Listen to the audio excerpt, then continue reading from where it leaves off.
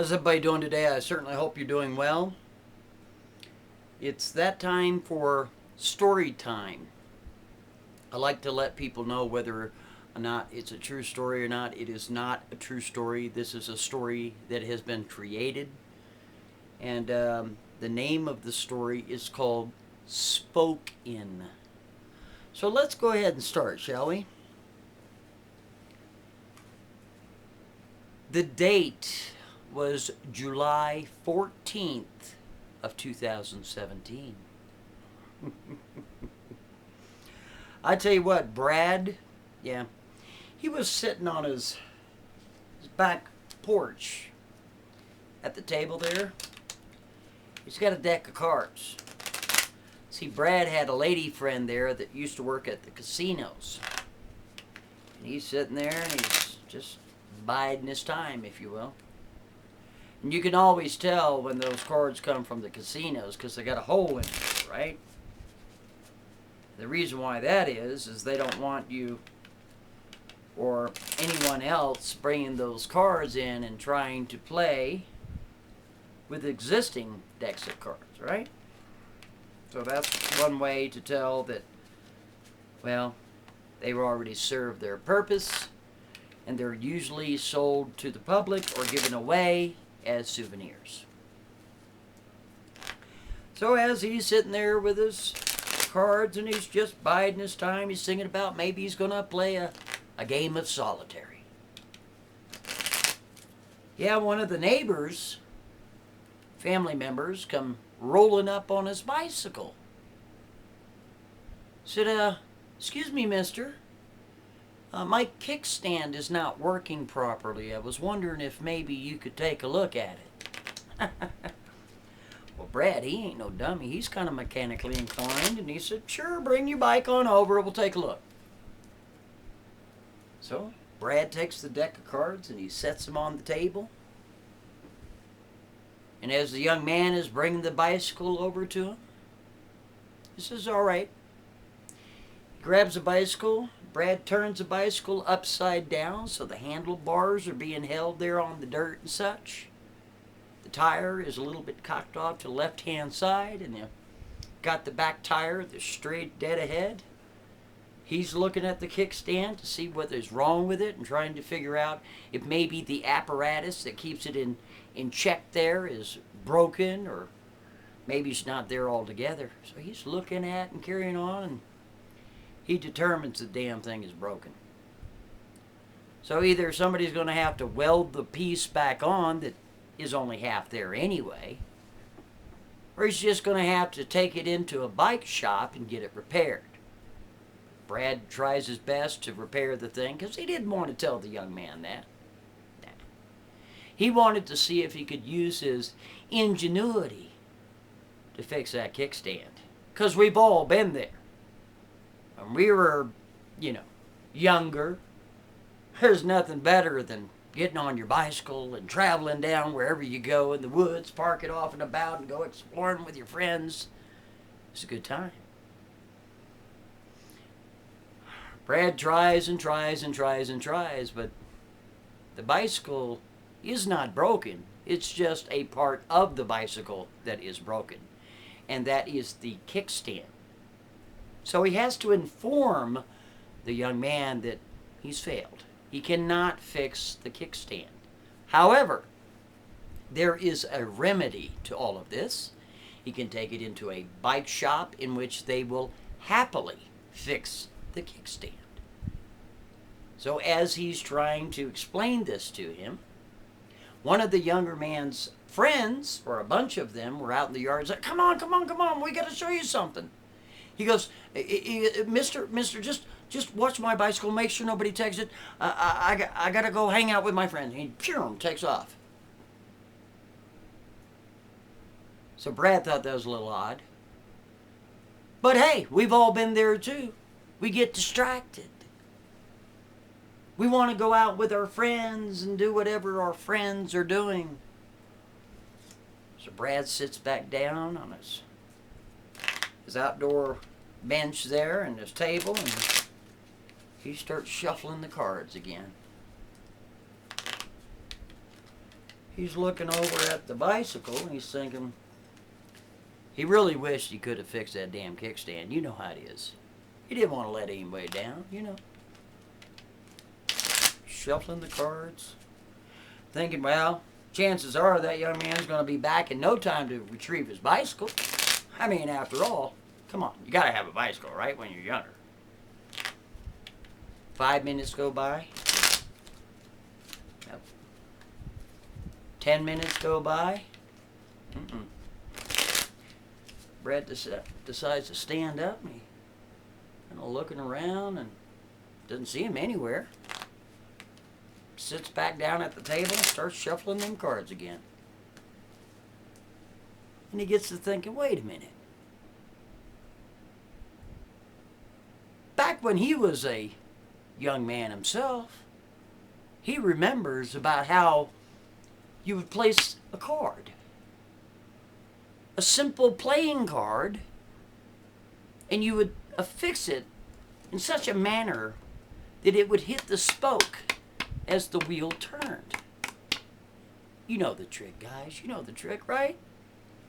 Brad gets up and he figures, that's what I'm going to do. He goes over there and he starts looking for a clothespin, but hell, these days, you know, who has a clothespin? So he goes into the house and he goes into the junk drawer, starts looking around for a clothespin, because you got to have a clothespin. How are you going to affix the card if you don't have a clothespin? So he does find a clothespin. He gets to thinking,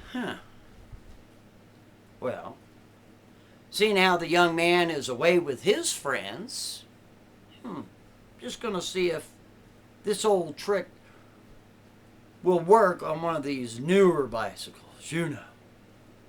So he starts going through the deck of cards and starts figuring out, what card shall I use? He decides to use the Joker. Oh yeah, you got to use the Joker, right? So he goes over there to the bicycle and he affixes the card just right. And he turns the wheel. And there you go. You get that. Oh yeah, boy, I tell you what, it's going too. So he's reminiscing about when he was younger, and he hears that card hitting the spokes there, and he takes another card. You know how you throw the cards? Some people can throw a card so accurately it will break the skin if it hits you. With such speed and accuracy, right? So Brad's sitting here like that, and the back tire is the one that has the card on it, making the noise. Just to be a wise guy, he figures he's going to flip the card at the tire. He flips it, and he misses. It goes to the right-hand side of the turning tire, and the card is sucked right in to the back tire. And he's like, what? He looks off to the left-hand side of the tire. The card isn't there. Wait a minute. That truly would be impossible now, wouldn't it? Where did the card go? So Brad stands up, and as the card is still hitting the spokes, it's getting slower now. He looks to the side, and he looks where the spokes would be, and he gets this bizarre color. It's like a whirlpool of blues and goldens and very high sparkly whites, almost like a stargate. And as the spokes start going slower and slower, he can then see the spokes and the other side of the yard. He gets to thinking, wait a minute. I wonder if that'll happen again. Well, let's just find out and see. Brad takes his left hand and he grabs a wheel and he spins it as hard as he can. And he looks in there, and sure enough, you get this bizarre looking, like stargate looking thing. Kind of like a whirlpool. Can't see the other side. It's like blues and goldens and sparkly whites. And he looks around and he figures there's a washer there. He's going to take this washer. It's got a little bit of weight to it, right? He's going to throw it in there. So he kind of stands back a little bit and he throws it at an angle. And it pew, goes right through the tire. He looks on the other side and he can't see it. And as that card is hitting the spoke, making that noise and carrying on. Brad is kind of flipping out because that washer should be on the other side of the bicycle, in the yard, in the grass, but it's not. So Brad lights a cigarette, blows out the match. He takes the match, goes over to the bicycle. He throws the match. The match is also disappears. It's like, okay, now this is getting strange. Then he decides, well, maybe the match is in the grass, but he can't see it because the grass is tall. It's a little bitty thing. But hey, with an entire matched box, he's not going to miss this because it's red. It's, a square. It's pretty good size considering. It's got a little weight to it, not like the washer. So as the car is hitting there, it's going a little bit slower now. And he sees just enough window and he throws it and it disappears. And then the tire slows down. And he can see through the other side of the yard. He can see the spokes on the tire. Fascinating. He's like, okay. I'm in disbelief, but apparently this really happened. Because I threw one card and it disappeared. I threw in a washer and it disappeared. I threw in one match and it disappeared. And then I threw in the entire box of matches and it disappeared. What will happen if I take the card off? Oh, that's what Brad did. He sure did. Brad decided to take the card, take it off, and spin the wheel. He takes the card off. With his left hand, he grabs the bicycle wheel and he spins it as hard as he can. And he looks in the side and no, he can see spokes. He can just hear the tire moving. But there is no stargate. There's no whirlpool effect. There's no blues and golds and bright sparkly whites. It's just a tire spinning. So then he slows down the tire. And he goes to the front wheel. He figures, I wonder what will happen if I clip on a card, the same card, the Joker, to the front tire. What's going to happen if I do it? Am I going to get the same sort of thing? Because something about this bicycle is not right. But it doesn't scare me. It intrigues me on what is going on. Would it be the same with the front? Well, let's just have a look and see. So he takes the card, he takes the Joker, he takes the clip, places it there on just such a way so the card will hit the spokes, and as the spokes are turning, it will make the noise. You know the one. He spins the tire and he looks inside of where the spokes would be. Sure enough, he's getting the whirlpool attitude, but it's the opposite. Now it's dark brown navy blues, black, with touches of sparkle in them, but dark hues, not light. And before you know it, all of a sudden something shoots out of it. But what shoots out of it? The card that he threw. But you see, as he picked it up, it was the same card, but it had been changed. Oh yeah.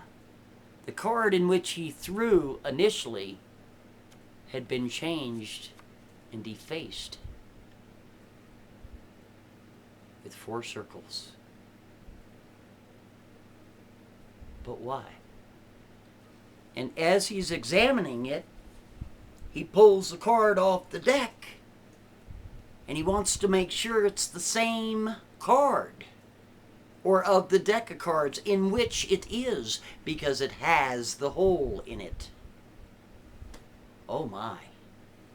So why is it defaced? And what are those circles all about? So as he's pondering this, another something comes flying out the front wheel.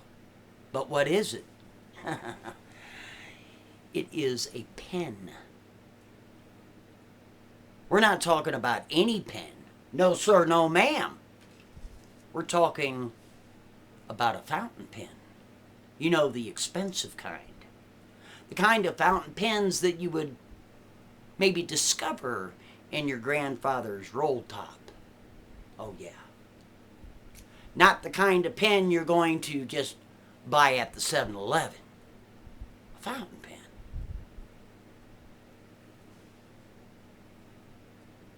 But where did it come from? Maybe this was the transformation from the matchstick. It had to be. And as he's pondering on how is it a matchstick turned into a fountain pen, another something comes flying out of the front tire as it's getting slower. Dot, dot, dot, dot, dot. And what was the next thing? Yeah. A silver napkin ring. But what could this be from? Well, maybe it was from the washer. The washer had transformed itself into a silver napkin ring. So he's waiting for the matchbox. What is that going to turn into? And within seconds, out falls a matchbox car.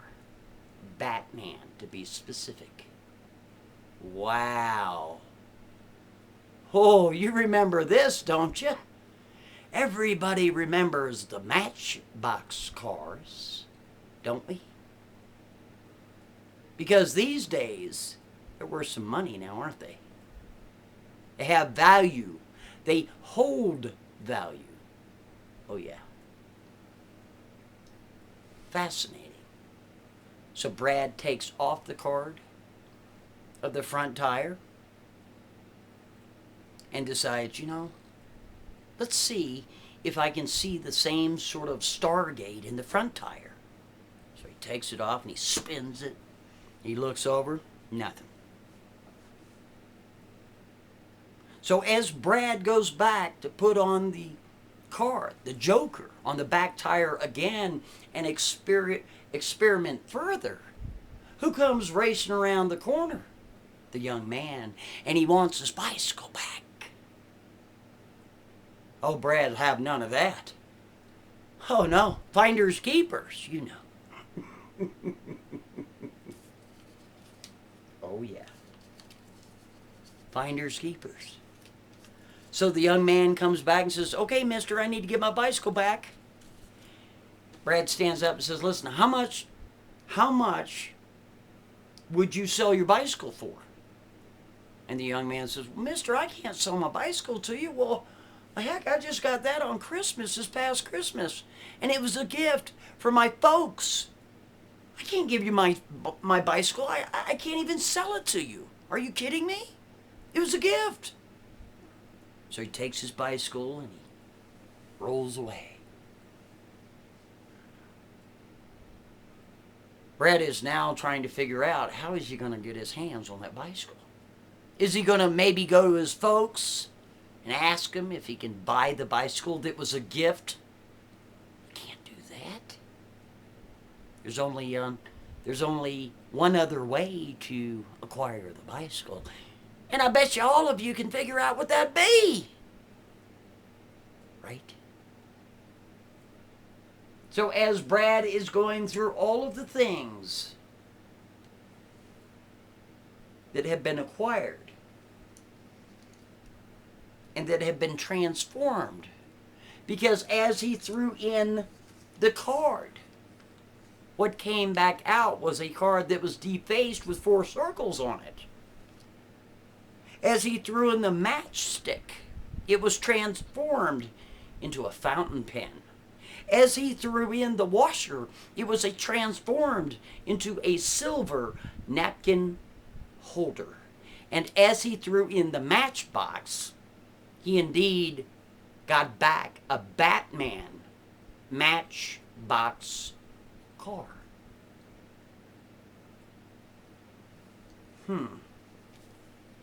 Well, he can see and he can feel and he knows that these things are tangible. But what is the deal with the circles on the card?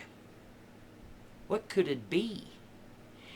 And what was the card in which he originally tossed in the first place?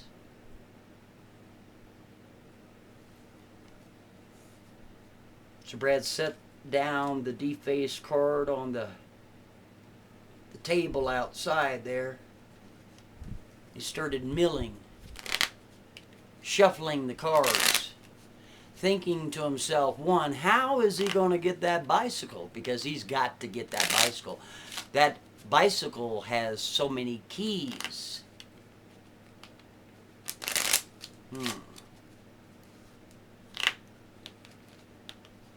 So Brad starts looking down at the card, the defaced card with the circles on it. Can't figure out what the circles are all about.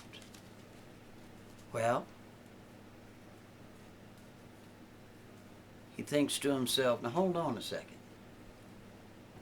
Decides to reach in his pocket, pull out some change, right? And see if by any chance those circles represent money. So he takes a penny, places it on one of the circles, and oddly enough, it fits perfectly. That darndest thing. Takes a dime, places it, and son of a gun. I mean, it is perfect. Takes a nickel, which is just a tiny bit bigger than a penny and a little bit smaller than a quarter. And sure enough, it's right there. He takes a quarter and he places it down, and it fits perfectly. But the only thing is, what is the value of a quarter, a dime, a nickel, and a penny? I'm Monograph, and if you can't speak freely, you're simply not free. Have a good day.